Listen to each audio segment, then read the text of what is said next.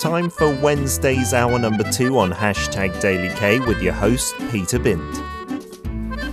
Korean dramas, movies, and even lyrics. Why is the world paying attention to Korean stories? From classics to modern masterpieces, time to dig deep into the charms of Korean literature. On Check It Out with Paul.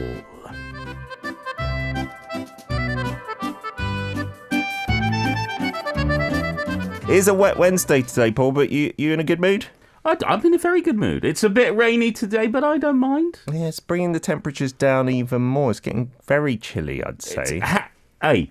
All right, very we're British. Chilly. Okay, by British, it's not chilly at all, It's not chilly at all. It's still very warm. It is indeed.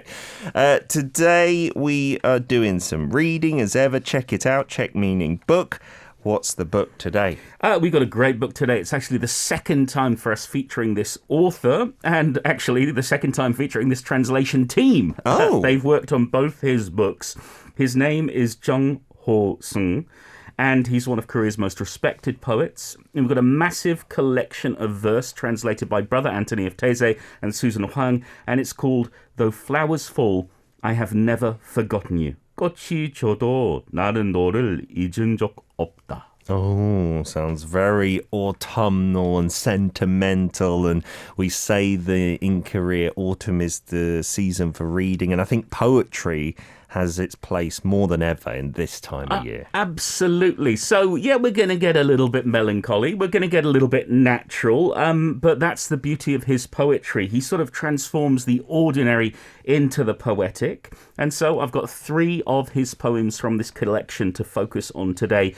Odes to the natural world that also relate to ordinary human lives. Oh, a bit of nature as well. I was just maybe TMI in the 8th floor toilet, and I was looking out the window, and at first I was like, oh, it looks a bit glum and grey out there. And then I kept looking, and I was like, no, I should post this up on social media. Like, there's a different beauty, I will say beauty, to a drizzly day. You're going to post a picture of yourself in the toilets up on social media? Not a selfie, but maybe just the outside of the window. You're wow, right. Peter, that's a little bit too much for a Wednesday morning. I'm going to keep it above the waist, I promise. For anyone who doesn't remember us featuring Jeong in the past, give us the lowdown. Sure, he was born on January 3rd, 1950 in South Gyeongsang Province, raised in Daegu, and he went on to study Korean literature at Kyung University. He debuted with his first novel in 1982, and he's gone on to win numerous awards for his writing, including the Sewol Poetry Prize in 1989, the Jungji-young Literature Prize in 2000, and over the past 40 years, he's released 11 collections of poetry. Wow.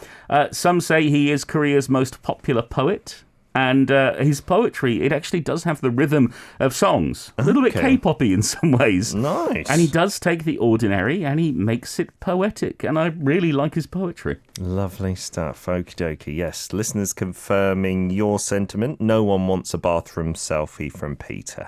No. The translation team, you said the last time we featured Jeong, it was the same people? It is. We featured Brother Anthony of Taize. His Korean name is An Son-jae, quite a few times. He's very well known for fans of Korean poetry because he does translate a lot of poetry. Yeah. He's been in Korea for over 40 years, and since 1990 he's published over 30 volumes of translations. Wow. He's done the work of Gusang, of Chun Sang-byan, of Shin Hyung-nim.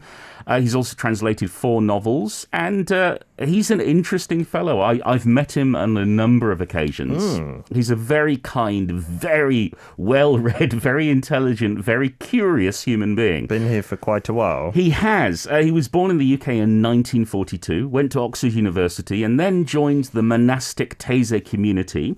And he came to Korea, well, on mission work, really, teaching at Sogang University for 30 years. Wow. And he really is an astonishing human being. If you're ever in Korea and you ever get the chance to meet him, have a cup of tea with him. He's a delightful chat. Pick his brain. Yes, and Susan Hwang, who he worked with on the other collection of this same poet's work, is an assistant professor at Indiana University. She specializes in contemporary Korean literature and culture. And she's translated a number of other works with Brother Anthony, and she teaches courses in Korean literature and Korean popular culture. Oh, lovely. If you're in Indiana, going to the university, maybe check her out. Do one of her courses. You won't regret it. So we're talking about nature today. Our first poem is about what? Well, it is Two Daffodils, or at least that is the title. Oh, daffodils are really a symbol of spring in the UK. I don't see enough here in Korea, but they are here. You can search them out. Yes. Okie dokie. Two daffodils. Let's take it away.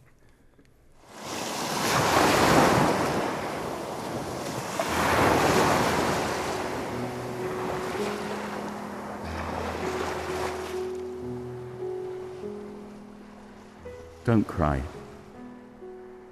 To be lonely is to be human. To go on living is to endure loneliness.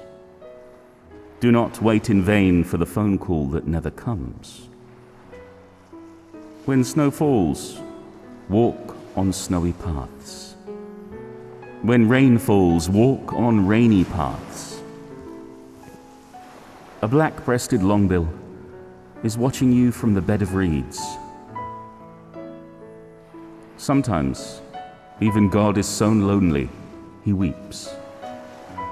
Birds perch on branches because they are lonely, and you are sitting beside the stream because you are lonely. The hill's shadow comes down to the village once a day because it, too, is lonely. And a bell's chime resounds because it, too, is lonely.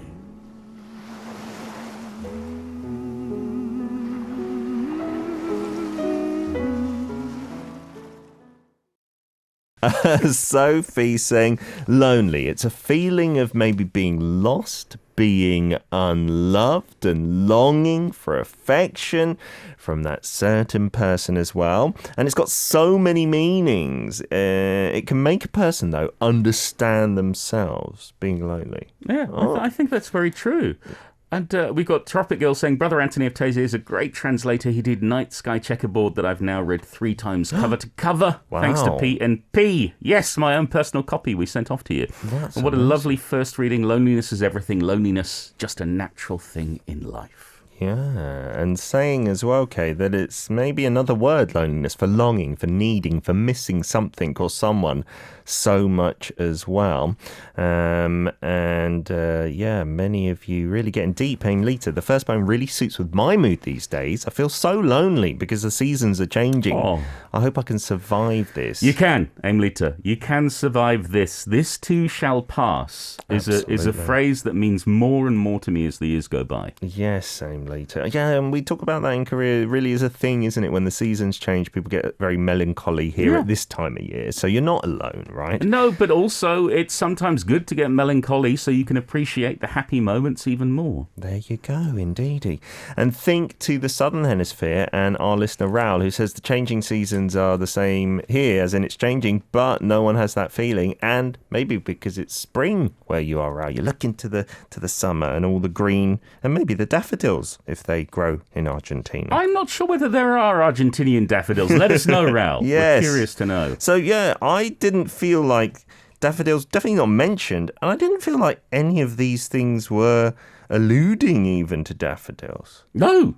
Okay. It's a really interesting choice. He doesn't mention the daffodils once, but it seems like he's talking to them. Okay. He's talking to the flowers, but he's also talking to us at the same time, and maybe we are the daffodils. Oh, okay. Yeah. Everybody. Yeah, it's talking about us being lonely. Because it's a common theme in his poetry. He talks about alienation. He talks about loneliness. But the thing is, all is not lost. In his poetry in general, and this poem in particular, the idea is that you can find hope within a moment of despair. So we witness all these different lonely acts, the lonely acts of birds, of people, of shadows, of bell chimes. And maybe we find comfort in the loneliness of others.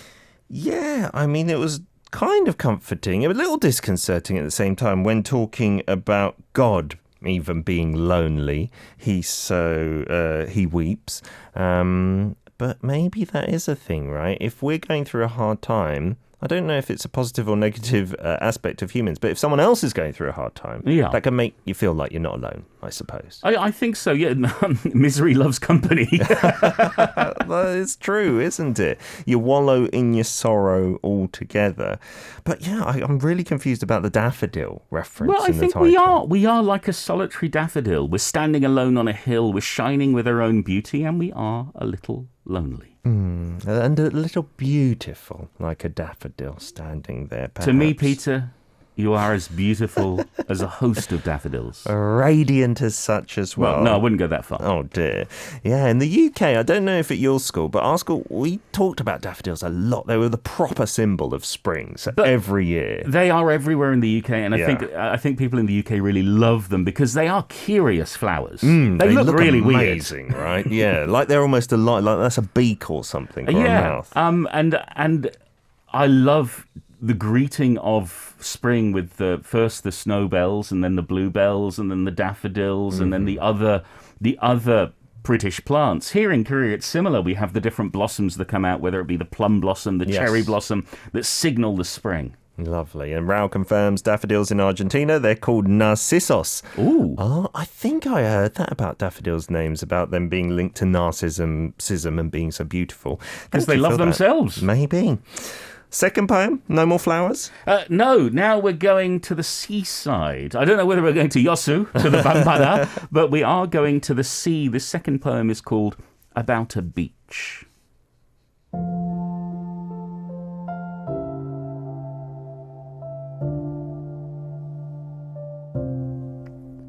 For anyone, it's good to have one beach as their very own. For anyone, it's good to have one beach as their very own. One they can visit at any time. When they want to hear the quiet breathing of the earth in slumber. When they want to hear the murmuring footsteps of birds walking on the earth. When they want to walk with the birds above the horizon. When they could not give up their life for a friend.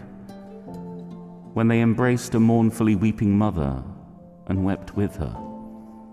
When they discovered on the bank of a planted rice field's reservoir one rubber shoe of a mother who killed herself. When they want to light candles then, with hands joined, bow endlessly to the full moon above the sea. When they want to keep on running endlessly to the shore, only to the shore. It's good to have one beach of their very own. It's good to run to one's own beach and collapse.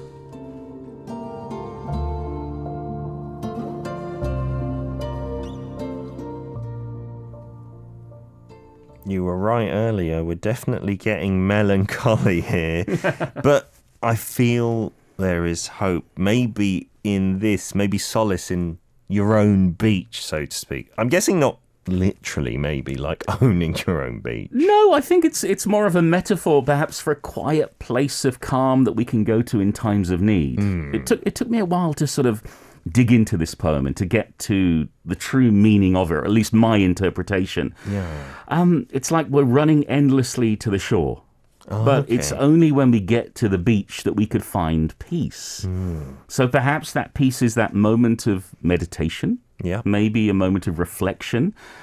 I think it could also be death. Oh, that's your final collapse, perhaps. Yeah, like this is a contemplation of our own mortality as we run towards it, as we embrace it. But then he also does talk of the times when we should visit our own beach. And those times when we're searching for something, times when we're regretful, when we're ashamed, when we're hurting, or even times when we want to be together in prayer.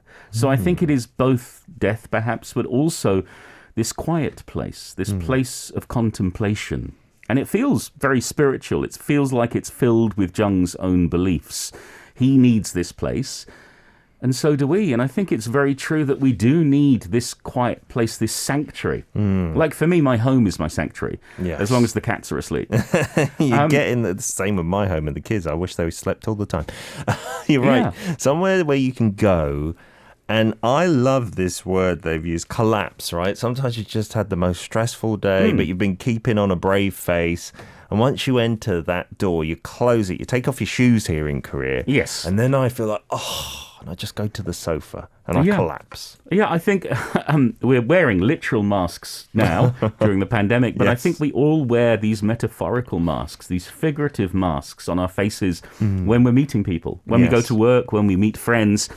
We're acting in some ways. We never quite show our true self. We can almost show our true self, but there's something that we have to put on for other people. Yes. And then when we go to our quiet place, we take that mask off along with the shoes. Yeah. And we can be ourselves for that moment. Yeah, I like to even take this one a step further. Like, not having your own private beach, but having a beach, because I love the beach, and looking out at the sea, and especially when the sun is setting. I did that a couple of months back, and it just felt so serene, and everything felt like a sanctuary. Yeah. Like, just, even if there's lots of people on there, you're just looking out there, you're in the zone, so to speak. That's your own kind of area where you can release all that tension. I feel relaxed, Paul. Thank you for bringing that in. Well, so I know that these poems are a little bit melancholy, but at the same time, there is this hope in them. There is this calm, this peacefulness, this truth that we can all sort of agree with.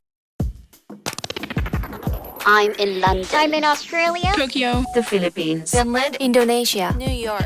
Arirang Radio. Now live in Seoul.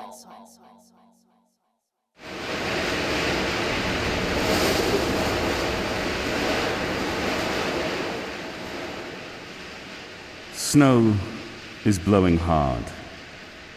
Do not disappear. Snow is blowing hard. Do not run away. Snow is blowing hard. The road is cut off. Even to the days still to be lived, the roads are all cut off. Open your eyes. Open your eyes amidst the snowstorm. Do not let flashes of your soul be seen. Don't go amidst the snowstorm. Do not leave behind faint footprints. When love is deep, hate is also deep. The night train passes through the snowstorm. The sound of flutes has ceased. Only the sound of wind is heard. Only if you do not collapse will our roots be roots. Only when you grasp the earth firmly will your roots be roots.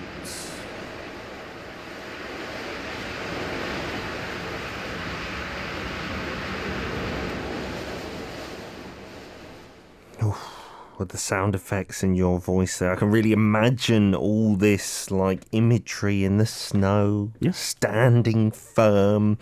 Why? I do not know. Well, not necessarily standing firm. Okay. Because the title is For a Reed. Oh, we often talk about reeds in Korea and blowing in the wind. We compare a female's heart or their emotions to a reed, quite outdatedly, I must say. Do you? I don't. 여자 마음은 갈대랍니다. I think it's a famous lyric from a song here saying that a woman would maybe be in love with you today, but someone else tomorrow. Obviously, very dated. But yeah, I see what you mean. So not standing firm as in like a rock or something, but is that what we mean by for a reed in the title, perhaps? Yeah, if we go back to Confucius, you know, who had a big impact on Korea. The green reed which bends in the wind is stronger than the mighty oak which breaks in a storm. Oh, that's very wise, isn't it? And in Aesop's fables, the tale of the oak and the reed has a similar outcome. Oh, I see. So it's kind of global, maybe. Yeah, and the advice of we should be like reeds. We should be able to bend and not break no matter the hardship. Oh, okay. Just roll with the punches, so to speak. Yeah.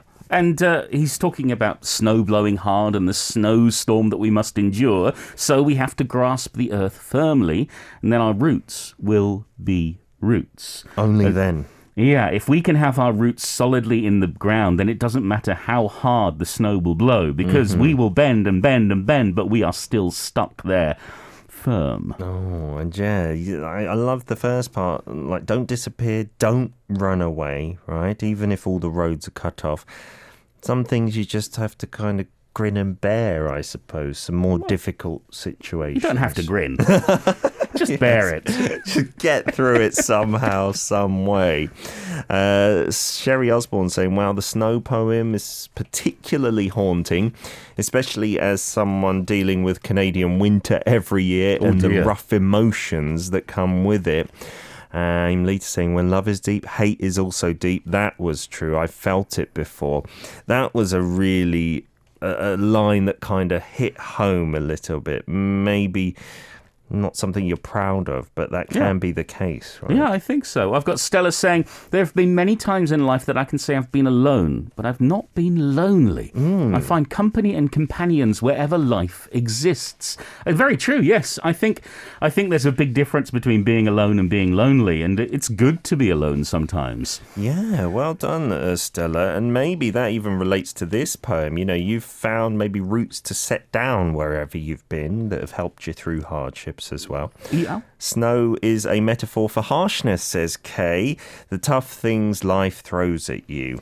And you also love that beach one, saying a place of respite, a place of recovery, a place to think, a place to be on one's own with oneself and have some introspection. Yes, Leon talking about the beach, he says, I think the meaning of the beach here in this poem is that we all need our own personal space, and for the read, have to face your own issues with determination. Yeah, I think those are both very good interpretations. Absolutely. Leon's saying that as well. Yeah, facing those, right? Facing those issues. Yes, Sophie saying lonely gets to a person at a certain age. In order to not get lonely, just do the things you love. Sunflower, sunflower, sunflower, okay symbol, square, okay symbol, square, okay symbol, square. Happy face, happy face.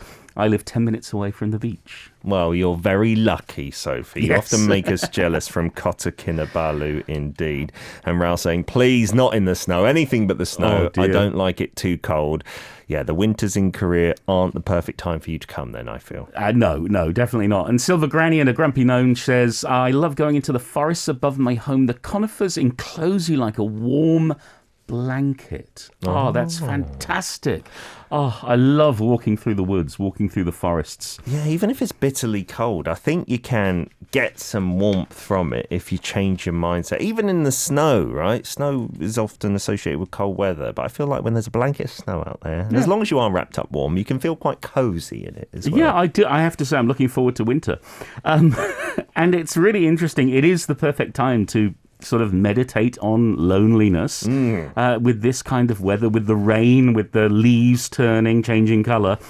And I think Jeong does this amazing thing as a poet. He manages to express this loneliness through nature. And I think that's the important thing to remember, that previous comment by Stella, that loneliness or being alone is natural. Yeah. And maybe we do need to embrace it. So, not to be lonely all the time, but to respect and savor those moments of loneliness. Yeah, it's an interesting one. I think I'm maybe bad at this. I kind of avoid loneliness because I got my family at home, I'm working with people, and even when I'm in the car alone, I think to avoid my loneliness, I've always got something on, like a podcast or some music to keep me company. That's okay, but I think it's also important to find a space where we can be alone, where we can experience that loneliness.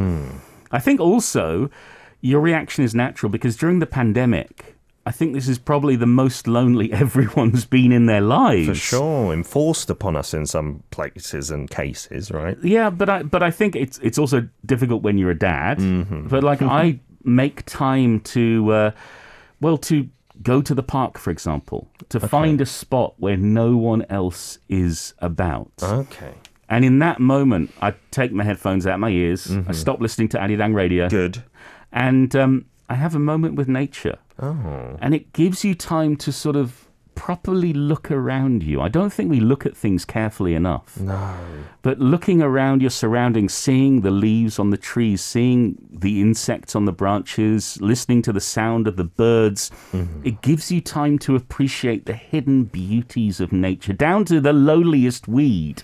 Yeah, sometimes I do it. I'll turn off everything in the car because that's most of the time that I am alone is when I'm driving, right? Yeah. Sometimes I'll turn everything off And I won't wind down the windows because I'm on the expressway or something like that. But even that quiet and just the drone of the road under the tyres, there's something a bit therapeutic. And then sometimes I start feeling weird and maybe it's loneliness creeping in and I'll jack up the radio again. I need to learn, I feel, to deal with it more. Yeah, but it takes time, and it's a case of doing it in baby steps. Just having a minute here or a minute there is good. Yeah. But nowadays, mindfulness keeps on trending, and it's trending for a reason, because it's good to take that time with yourself, to take that moment to be with yourself, and to discover who you really are. Absolutely, yeah. You need to maybe front up to that, and it's maybe not a comfortable feeling either.